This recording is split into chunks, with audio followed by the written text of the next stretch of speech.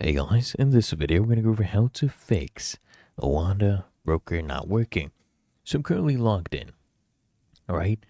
And what you want to first do is clear your cache. So you come to the top right, click on these three dots, and then you come over here, click on history again, and click on delete browser and data right here. And look at this. You see advanced, click on this. Make sure you have cache images and files selected, cookies and other site data as well. You can remove these. You can do this for the whole time and then hit delete data. First of all, you do that, okay? And if you experience an issue with the expired tokens or other errors, right? Expired access tokens, you just sign out of the platform, right? You just come here, click on this icon at the top right, you're signed out, and then you sign back in.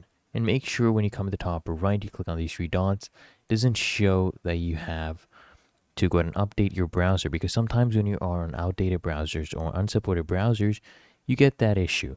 If you're still having issues with the app itself, not the browser version, just restart the app or reinstall it. It will fix the issue. If you found this helpful, make sure you smash the like button, subscribe to App Mentor.